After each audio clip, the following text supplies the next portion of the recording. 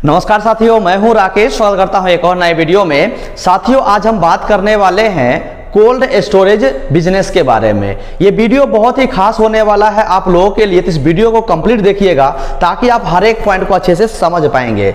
अगर आप यहाँ पर हमारा हेडिंग देखेंगे तो वो हमारा आज का हेडिंग है starting A small scale cold storage business in India. क्योंकि हमारे इंडिया में बहुत सारा ऐसा स्टेट्स है जहां पर ग्रीन वेजिटेबल्स का ज़्यादा से ज़्यादा फार्मिंग किया जाता है। ओके, और उस चीज़ को स्टोर करना थोड़ा ज़्यादा डिफिकल्ट होता है, क्योंकि कभी कभार क्या होता है कि मार्केट में वो प्रोडक्ट सेल नहीं हो पाता है या फिर उसका रेट गिर जाता है, जिसकी वजह से वो खराब हो जाता है अगर हम उसको ऐसी जगह पर रख देते हैं तो। लेकिन अगर ऐसे प्रोडक्ट को, जितना भी ग्रीन वेजिटेबल्स है, अगर उसे हम कोल्ड स्टोरेज में 2 दिन के लिए, 4 दिन के लिए, 5 दिन के लिए अगर रख दें तो हो सकता है अगर रेट बढ़ने के बाद उसको हम फ्यूचर में 4 दिन के बाद, 5 दिन के बाद सेल भी हम लोग कर सकते हैं। ओके, तो उसके लिए बहुत ही ज़्यादा एक बेनिफिट वाला बिजनेस है, तो इसी के ऊपर आज हम बात करने वाले हैं। ओके, तो सबसे पहले हम लोग यहां पर बात कर लेते हैं कि हमारा ऐसा कौन सा स्टेट्स है जहां पर ग्रीन वेजिटेबल्स का फार्मिंग होता है।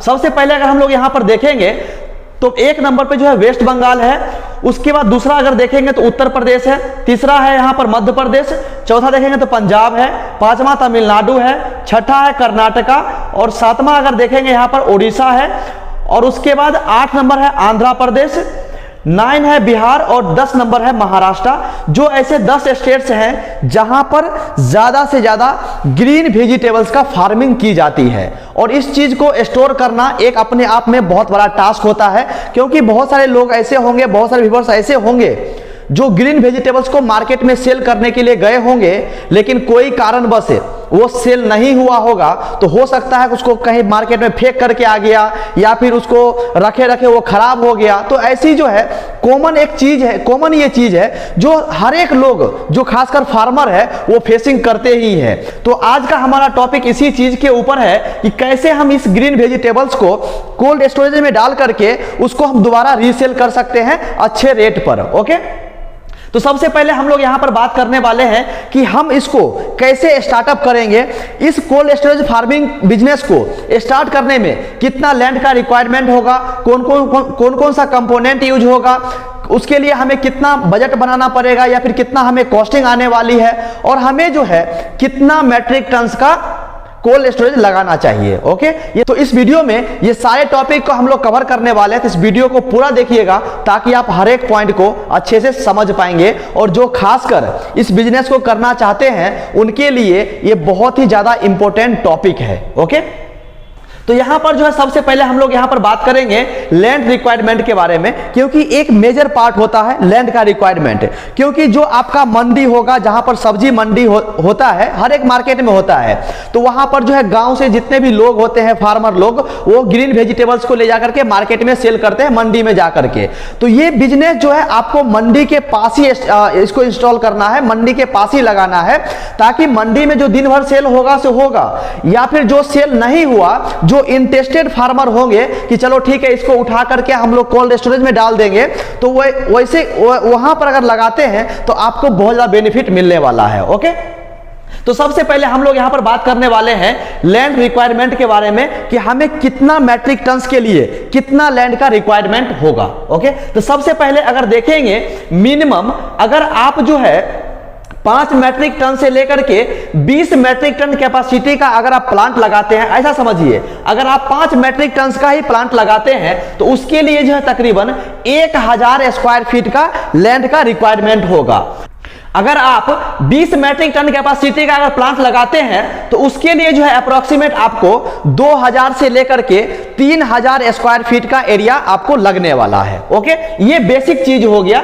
थोड़ा इसमें आगे पीछे हो सकता है, क्योंकि वो डिपेंड करेगा कि आप उसका सेट किस प्रकार से बना रहे हैं। क्योंकि देखिए मैं जो बता रहा हूं एक अप्रोक्सीमेट बता रहा हूं, ऐसा नहीं है कि मैं जितना लिख दिया उतना ही होने वाला है, थोड़ा कम भी होगा और ज्यादा भी हो सकता है। बस मैं आपको एक अप्रोक्सीमेट वैल्यू दे रहा हूं ताकि आप अच्छे से समझ सके। ओके, उसके बाद अगर आप चाहते हैं इस बिजनेस को अगर हम लोग लार्ज स्केल पे लगाएं, लार्ज स्केल का मतलब यह है कि 50 मैट्रिक टन से लेकर के 100 मैट्रिक टन का आप प्लांट लगाना चाहते हैं, तो उसके लिए जो तकरीबन 5000 स्क्वायर फीट से लेकर के 10,000 स्क्वायर फीट का एरिया का रिक्वायरमेंट आपको होने वाला है। ओके, ये दो चीज हो गया। ये दोनों चीज के बारे में हम लोग यहां पर कवर करने वाले हैं, क्योंकि मिनिमम जो है 5 मैट्रिक टन है और मैक्सिमम जो है यहां पर 100 मैट्रिक टन है, तो इसके अकॉर्डिंग आपका एरिया कवर होने वाला है। ओके, मैं उम्मीद करता हूं कि इस पॉइंट को समझ गए होंगे। अब यहां पर हम लोग समझ लेते हैं कि हमें कोल्ड स्टोरेज लगाने में कौन कौन सा कंपोनेंट लगाना पड़ेगा, परचेस करना पड़ेगा, खरीदना पड़ेगा। तो सबसे पहले हम लोग कंपोनेंट के बारे में डिस्कस करेंगे और उसके बाद क्या क्या कंपोनेंट होगा और उसका क्या काम है उसके बारे में डिस्कस करेंगे। तो सबसे पहले आपको जो है इंसुलेटेड रूम आपको बनाना पड़ेगा, एक ऐसा रूम जहां पे बाहरी एयर प्रवेश ना करे, मतलब पूरा सील्ड होना चाहिए, ना अंदर का एयर बाहर जाना चाहिए और ना ही बाहर का एयर अंदर होना चाहिए, यानी पूरा इंसुलेटेड होना चाहिए। कोई भी एयर अंदर बाहर नहीं होना चाहिए, पास नहीं होना चाहिए, बिल्कुल सील्ड होना चाहिए। किसके लिए? To maintain the low temperature. जो आपका इंसुलेटेड रूम होगा उस रूम के अंदर टेम्परेचर जो है बहुत ज्यादा कम रहेगा। ओके, मतलब लो टेम्परेचर को मेंटेन करने के लिए आपको जो है एक आइसोलेटेड रूम बनाना पड़ेगा। ओके, उसके बाद आपको दूसरा पॉइंट जो देखेंगे तो कूलिंग यूनिट में जो है कंप्रेसर लेना पड़ेगा, कंडेंसर लेना पड़ेगा और इवापोरेटर आपको लगाना पड़ेगा। ये सब कंपोनेंट है। उसके बाद हमें लगाना पड़ेगा refrigeration unit. Okay, refrigeration unit क्यों लगाते हैं? इसका काम है फॉर मेंटेनिंग स्पेसिफिक टेम्परेचर, यानी स्पेसिफिक टेम्परेचर जो होगा हमारे आइसोलेटेड रूम के अंदर, उस चीज को मेंटेन करने के लिए हमें ये यूनिट लगाना पड़ेगा। ओके, उसके बाद देखिएगा तो टेम्परेचर कंट्रोलर आपको लगाना पड़ेगा। टेम्परेचर कंट्रोलर आपको इसलिए लगाना पड़ेगा क्योंकि ये इसका काम है for maintaining and adjusting the temperature, मतलब रूम के अंदर जो टेम्परेचर है उसको मेंटेन करने के लिए और उस चीज को एडजस्ट करने के लिए। अगर कभी हमको कम करना पड़ेगा टेम्परेचर तो कम करेंगे, कभी ज्यादा करना पड़ेगा तो ज्यादा करेंगे। उसके लिए हमें जो है टेम्परेचर कंट्रोलर आपको लगाना पड़ेगा ताकि आप इस चीज को मेंटेन कर सके, एडजस्ट कर सके। उसके बाद आपको जो है, क्योंकि सबसे पहले मैं रिकमेंड करूंगा इसके पावर के लिए यानी इलेक्ट्रिसिटी के लिए सोलर सिस्टम, क्योंकि अगर सोलर सिस्टम आप लगाते हैं तो भले वहां पर आपको जो है 25 से 30 लाख रुपए खर्चा ज्यादा आएगा सोलर प्लांट लगाने के लिए 25 से 30 लाख रुपए का, लेकिन आपको जो है बिजली का आपको टेंशन लेने की जरूरत नहीं होगी। क्योंकि अगर मान लीजिए कि आप गवर्नमेंट का बिजली लेते हैं तो वहां पर जो लगभग आपको मिनिमम अगर 25 मैट्रिक टन का अगर आप मान लीजिए कि प्लांट लगाते हैं तो लगभग जो है आपको 25 से 30 हजार रुपए का मंथली बिजली बिल आएगा। ओके, सोच कर देखिए। लेकिन अगर वहीं पर आप सोलर सिस्टम लगाते हैं तो वो बिजली बिल जो है आपको सिर्फ आधा हो जाएगा, 50% हो जाएगा, क्योंकि दिन भर जो है वो पूरा प्लांट आपको सोलर सिस्टम से रन करेगा और नाइट में गवर्नमेंट का बिजली लेकर के यूज कर सकते हैं। नहीं तो आप एक काम और कर सकते हैं, इसी सोलर सिस्टम में आप जो है बैटरी बैकअप लगा दीजिए नाइट में रन करने के लिए। चाहे 2 घंटा, 4 घंटा, 5 घंटा भी अगर मान लीजिए बैटरी से रन करते हैं तो बिजली बिल जो है और ज्यादा कम हो सकता है। उसके बाद आपको जो है जनरेटर रखना पड़ेगा पावर बैकअप के लिए। कभी हो सकता है कि सोलर सिस्टम काम ना करे, कभी ऐसा भी होगा कि गवर्नमेंट का बिजली नहीं है, तो उस चीज को मैनेज करने के लिए, उस चीज को बैकअप के लिए आपको जनरेटर भी रखना पड़ेगा। ओके, किसके लिए? For electricity failure. कभी अगर दोनों चीज मानिए फेल हो गया तो उसके लिए आपको जो है जनरेटर रख करके उस चीज को आप फुलफिल कर सकते हैं। उसके बाद जो है आपको लोडिंग अनलोडिंग एक एरिया बनाना पड़ेगा। तो लोडिंग अनलोडिंग के लिए एक स्मॉल प्लेटफॉर्म बना सकते हैं, रैंप बना सकते हैं, जहां से आपका जो लेबर होगा उस माल को लोड अनलोड कर सकेगा आसानी से। ओके, उसके सिविल वर्क में आपको फाउंडेशन, शेड, इंटरनल फ्लोरिंग आपको करना पड़ेगा, जो बेसिक चीज है वो सब चीज आपको करना पड़ेगा। उसके बाद इलेक्ट्रिकल सेटअप आपको लगाना पड़ेगा, जैसा कि हो गया वायरिंग हो गया, मीटर्स हो गया, स्विचेस हो गया, ऑटोमेशन हो गया, ये सब आपको लगाना पड़ेगा। तो ये सब चीज जो है एक देखेंगे तो आपको इंसुलेटेड रूम के लिए जो है कंपोनेंट है, जो इतना कंपोनेंट आपको यूज करना पड़ेगा, लगाना पड़ेगा। ओके, उसके बाद अगर हम लोग यहां पर बात करेंगे प्लांट कैपेसिटी एंड इसके कॉस्ट के बारे में स्मॉल स्केल के लिए। ओके, तो यहां पर देखेंगे हमने यहां पर एक अलग अलग सेपरेट मैंने सब कुछ बनाया है। कैपेसिटी है, लैंड रिक्वायरमेंट है, इंस्टॉलेशन कॉस्ट है, इलेक्ट्रिसिटी लोड है और स्टोरेज आइटम है। ओके, तो सबसे पहले कैपेसिटी में हम लोग यहां पर देखेंगे तो मैंने यहां पर 3 कैपेसिटी का प्लांट कंसीडर किया है। पहला है 10 मैट्रिक टन का, दूसरा है 25 मैट्रिक टन का और तीसरा है 50 मैट्रिक टन का। ओके, उसके बाद अगर आप देखेंगे 10 मैट्रिक टन के लिए तो लगभग जो है आपको 1000 स्क्वायर फीट का एरिया कवर होगा। और वहीं पर देखेंगे इसको इंस्टॉल करने में कितना खर्च आएगा, तो 10 मैट्रिक टन का प्लांट आपको इंस्टॉल करने के लिए लगभग जो है आपको 8 लाख से लेकर के 12 लाख रुपए तक का खर्च आने वाला है। ओके, अगर आप चाहते हैं कि 10 मैट्रिक टन का कैपेसिटी का प्लांट को रन करने के लिए आपको इलेक्ट्रिसिटी लोड कितना होने वाला, तो उसके लिए जो है 10 से 15 किलोवाट का आपको लोड लेना पड़ेगा। ओके, स्टोरेज आइटम में वो आपके ऊपर डिपेंड करता है। ग्रीन वेजिटेबल जो वो तो फर्स्ट प्रायोरिटी रहेगा, ग्रीन वेजिटेबल्स। उसके अलावा भी अगर कुछ आइटम रखना चाहते हैं, क्योंकि बिजनेस कर रहे हैं तो उसके अंदर जो भी खराब होने वाला चीज है आप उसके अंदर रख करके पैसा अर्न कर सकते हैं, लेकिन हमारा फर्स्ट प्रायोरिटी है ग्रीन वेजिटेबल्स। ओके, जो ये तीनों में कॉमन रहने वाला है। अगर मान लीजिए कोई व्यक्ति 25 मैट्रिक टन का प्लांट लगाते हैं तो 25 मैट्रिक टन का प्लांट लगाने के लिए लैंड का जो रिक्वायरमेंट होगा कम से कम वो 2000 स्क्वायर फीट का होने वाला है, इससे कम नहीं होना चाहिए। 2000 स्क्वायर फीट का एरिया कवर करेगा। ओके, इसको इंस्टॉल करने के लिए आपको जो है 15 लाख से लेकर के 25 लाख रुपए तक का खर्च करना पड़ेगा, इन्वेस्टमेंट करना पड़ेगा। इलेक्ट्रिसिटी का लोड जो है वो 25 से 30 किलोवाट का होने वाला है। स्टोरेज आइटम सेम रहेगा। ओके, उसके बाद मान लीजिए कि कोई व्यक्ति ऐसा है जो 50 मैट्रिक टन का प्लांट लगाना चाहते हैं, तो उनके लिए जो है लैंड का जो रिक्वायरमेंट होगा वो तकरीबन 4000 स्क्वायर फीट से लेकर के 5000 स्क्वायर फीट तक का एरिया कवर करेगा। ओके, इसको इंस्टॉल करने के लिए लगभग आपको 30 लाख से लेकर के 45 लाख रुपए का खर्च होने वाला है।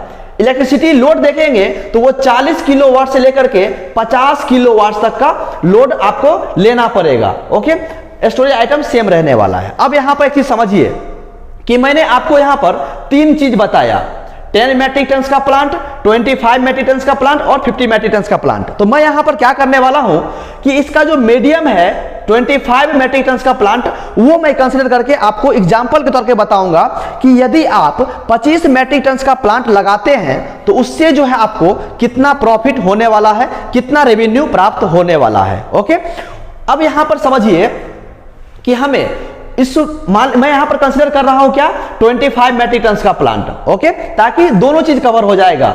इसके हिसाब से जो है आप एक आइडिया यहां से आपको मिल जाएगा। क्लियर? अब यहां पर समझिए कि अगर आप 25 मैट्रिक टन का प्लांट लगाते हैं तो उस प्लांट को रन करने के लिए, प्लांट को मेंटेन करने के लिए वो आपको वहां पर कुछ ना कुछ जो है लेबर्स रखना पड़ेगा। उसके बाद अगर आप देखेंगे तो इसमें कितना कितना हमें खर्च आएगा। देखिए ऑपरेटिंग कॉस्ट क्या क्या होने वाला है, किसके लिए, 25 मैट्रिक टन का प्लांट के लिए। ओके, क्या क्या खर्च होगा, तो सबसे पहले कॉस्ट हेड अमाउंट क्या क्या होने वाला है। इलेक्ट्रिसिटी बिल मैं यहां पर 25,000 रुपीज पर मंथ का मान करके चल रहा हूं, इसलिए मान लिया हूं कि हो सकता है कोई व्यूअर्स या फिर कोई लिसनर्स सोलर प्लांट नहीं लगाएंगे, तो उसके लिए मैंने यहां पर गवर्नमेंट का बिजली मैं कंसीडर कर लिया हूं। यदि आप इस प्लांट को रन करने के लिए सोलर प्लांट लगाते हैं तो ये बिजली बिल जो है वो सीधा आधा हो जाएगा, 25,000 के बदले 10,000 या 12,000 रुपया आने वाला है। ओके, अब यहां पर मान लीजिए कि ये पूरे 25 मैट्रिक टन का प्लांट को रन करने के लिए, चलाने के लिए आपको कम से कम जो है 3 स्टाफ आपको रखना पड़ेगा, 3 लेबर रखना पड़ेगा, 3 वर्कर रखना पड़ेगा। अगर मिनिमम उसको अगर लेबर का कॉस्ट देते हैं गांव देहात के लिए 30,000 रुपया भी देते हैं, 10,000 रुपया पर लेबर, तो 30,000 रुपीज इसमें आ जाएगा। ओके, लेबर कॉस्ट हो जाएगा। उसके बाद इस प्लांट को मेंटेनेंस के लिए तकरीबन जो है 5,000 रुपया पर मंथ का मान लीजिए। कभी कभार मान लीजिए आपका प्लांट में कुछ प्रॉब्लम आ गया, कुछ फॉल्ट हो गया, कभी कुछ काम करवाना है, तो उसके लिए जो है आप 5,000 रुपया मान करके चलिए कि पर मंथ आपको मेंटेनेंस में जाने वाला है। ओके, उसके बाद मिसलेनियस पैकेजिंग का मैं यहां पर कोई भी ऐड नहीं करूंगा, क्योंकि जो आपका कस्टमर होगा वो अपने आइटम्स को पैक करके ही लेकर के आएगा। ओके, आपको अपने प्लांट में पैकिंग नहीं करनी है। अगर करना है तो कर सकते हैं, लेकिन उसका जो एडिशनल चार्ज होगा वो आप ले सकते हैं। ओके, तो मैं यहां पर कुछ भी ये चीज ऐड नहीं कर रहा हूं।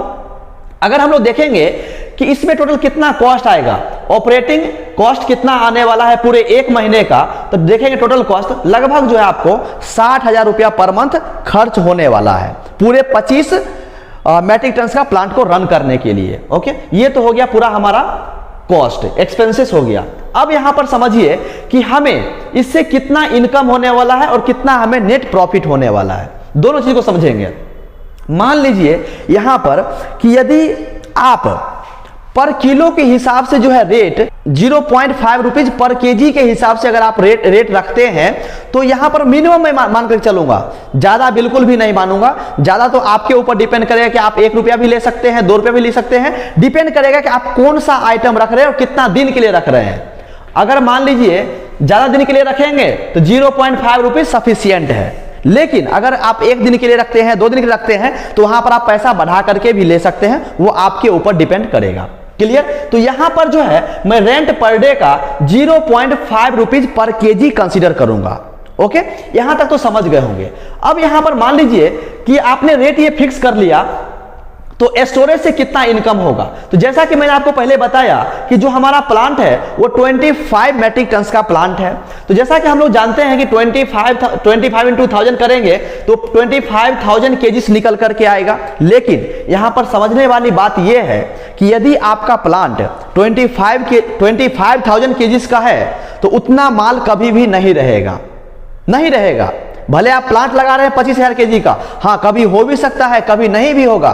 तो एवरेज जो है मैं यहां पर कंसीडर करके चलूंगा पूरे साल का, ताकि आप आसानी से कैलकुलेशन निकाल सकेंगे। हो सकता है किसी मंथ जो है 20 टन माल आया आपके प्लांट में, कभी हो सकता है 10 टन ही माल आया, कभी 15 टन माल आया। तो इसके हिसाब से जो है मैं यहां पर एवरेज मान लेता हूं पर मंथ का 10 मैट्रिक टन यानी 10,000 केजीस। अगर हो इससे ज्यादा अगर आएगा तो और ज्यादा प्रॉफिट आपको होने वाला है, लेकिन मैं यहां पर इतना ही मान करके चलूंगा ताकि आप लोग भी आसानी से कैलकुलेशन कर पाएंगे। क्लियर? तो यहां पर मैंने कंसीडर किया है 10,000 केजीस पर डे का। ओके, और रेट हमने कितना कंसीडर किया था 0.5 रुपीज पर केजी। अगर आप ये दोनों को मल्टीप्लाई करेंगे तो 5,000 रुपीज पर डे निकल करके आएगा आपको नेट रेवेन्यू, ये रेवेन्यू है। ओके, अब इस चीज को समझिए कि एक दिन का इनकम 5,000 रुपया है तो पूरे मंथ का जो इनकम होगा वो हो जाएगा 1.5 लाख रुपया पर मंथ, 30 दिन का। ओके, अगर आप जैसा कि मैंने पहले बताया था कि आपको जो है प्लांट को ऑपरेट करने के लिए 60,000 रुपीज जा रहा है, तो यहां पर क्या करना है, जो आपका मंथली रेवेन्यू था 1.5 लाख रुपया, उसमें से एक्सपेंसेस आप माइनस कर दीजिए 60,000 रुपीज। ओके, जब आप माइनस करेंगे तो आपको मंथली नेट प्रॉफिट निकल करके आएगा 90,000 रुपीज अप्रोक्सीमेट। ओके, यानी 90,000 रुपया जो है पर मंथ आप इनकम कर सकते हैं 25 मैट्रिक टन के प्लांट से। ओके, ये चीज तो समझ गए होंगे। अगर इसी चीज को अगर हम लोग देखेंगे ईयरली कितना प्रॉफिट होगा, तो ईयरली जो है लगभग 10,80,000 रुपया जो है आपको ईयरली प्रॉफिट होने वाला है।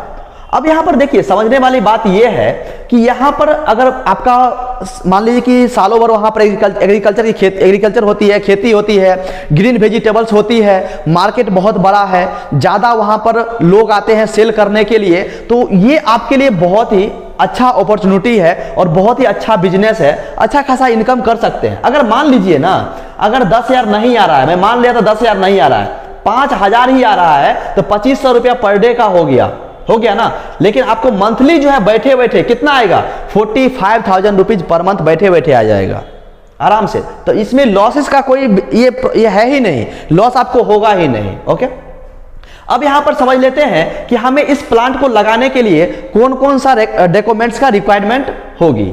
तो सबसे पहले जो है आपको उद्यम रजिस्ट्रेशन आपको करवाना पड़ेगा एमएसएमई के थ्रू। ओके, किसके लिए? स्मॉल बिजनेस के लिए। उसके बाद आपको जो है ट्रेड लाइसेंस लेना पड़ेगा। कहां से? तो आप जो है लोकल म्युनिसिपैलिटी से ले सकते हैं या फिर पंचायत से ले सकते हैं। आपका जो एरिया है वो किस में पड़ रहा है, म्युनिसिपैलिटी में है तो म्युनिसिपैलिटी से लेना पड़ेगा, अगर पंचायत में है तो पंचायत से आपको लेना पड़ेगा। उसके बाद आपको जो है FSSAI का लाइसेंस आपको लेना पड़ेगा। किसके लिए? तो स्टोरिंग फूड आइटम्स, आप फूड आइटम को स्टोर कर रहे हैं तो उसके लिए आपको लाइसेंस लेना पड़ेगा FSSAI से।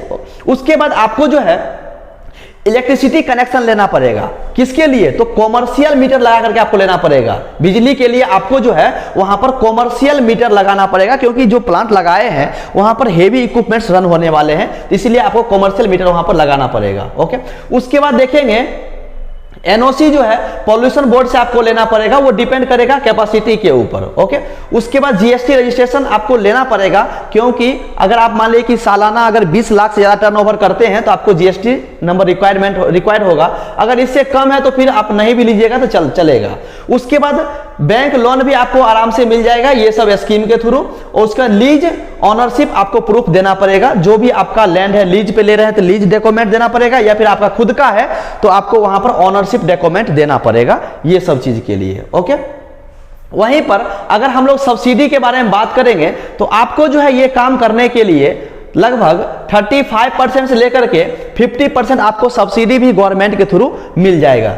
अब अप्लाई करने के लिए आपको क्या करना है, जो nhb.gov.in वेबसाइट है गवर्नमेंट का, आप यहां पर जाकर के चेक कर सकते हैं। ओके, उसके बाद देखेंगे तो आपको जो है लगभग 35% का निकालेंगे तो लगभग जो है आपको 10 लाख रुपए का गवर्नमेंट से सपोर्ट आपको मिलने वाला है। और ये खासकर जो है स्कीम जो है ये फार्मर लोगों के लिए है, जो इस छोटा सा बिजनेस करके, कोल्ड स्टोरेज का छोटा सा बिजनेस करके अच्छा खासा पैसा अर्न कर सकते हैं। ओके, तो मैं उम्मीद करता हूं कि आप लोग हर एक पॉइंट को समझ गए होंगे। यदि किसी व्यूअर्स को कुछ भी डाउट है तो आप हमें कमेंट कर सकते हैं। तो दोस्तों आज के लिए बस इतना ही, फिर मिलेंगे नेक्स्ट वीडियो में नए टॉपिक के साथ। थैंक यू सो मच, अपना ख्याल रखें।